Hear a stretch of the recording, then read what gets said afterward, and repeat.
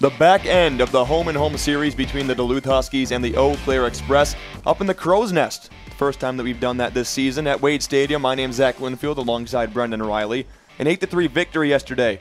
They were clicking in all cylinders. Yeah, the Huskies were able to come out yesterday and start off the second half on an absolutely fantastic note. Like you said, the 8-3 victory, 8 runs on 9 hits for the Huskies. A pair of home runs in there as well, and Ronnie Vocolo gave the Huskies exactly what you wanted to start off the second half of the season, going 5 innings, got the win, his second on the year, only gave up 4 hits and 1 run. He was flat out magnificent yesterday. And Michael Brooks and Jesse Pierce, they both wanted to add in a couple of the home runs as well, and it was some big-time hits, able to keep things rolling.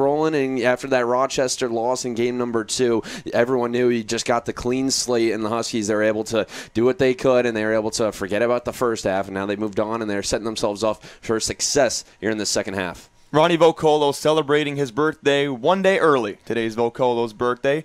He did it with 15 out of 20 first pitch strikes, earning the W. He's now 2-0 on the season. But Jesse Pierce impressed at the plate yesterday after swinging from the left side, reverts back to the right side. Hits a double, a homer, and Michael Brooks also added to his team lead. He now has 3 homers on the season.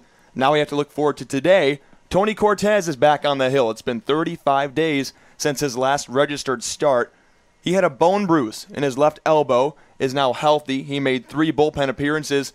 They weren't bad. They could have been better. He could have found the strike zone a little bit more.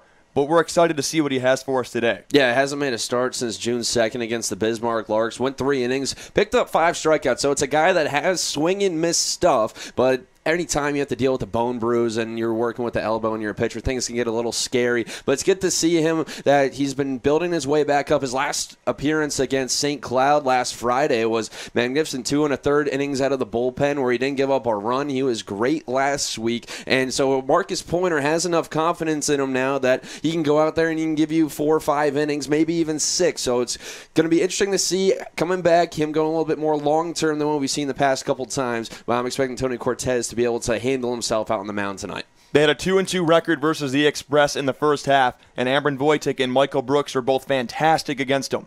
Brooks, 7 for 20 with a homer and 3 doubles, and Ambron Wojtek was 6 for 15. Express killers. Yeah, Zach. I mean, Michael Brooks and Ambron Wojtek, they've been great against the Express. I mean, Michael Brooks must just love playing the team in orange across from him because he's been flat out sensational. But for this team going into the second half, a huge step here today. If you're able to get a sweep, get 2 games up on the Eau Claire Express, who had you in the first half by a couple of games, but everything can really start to turn around today with the sweep. And then you got Rochester coming in for another 2-game set, a team that the Huskies know all too well, and a team that's not as great as a team like the Waterloo Bucks. So it's going to be very interesting to see. Today can go a long way in making this Huskies team have their push for the second half. It'd be only their second sweep of the season and a 2-0 start to the second half. You're watching the Northwoods League Baseball Network.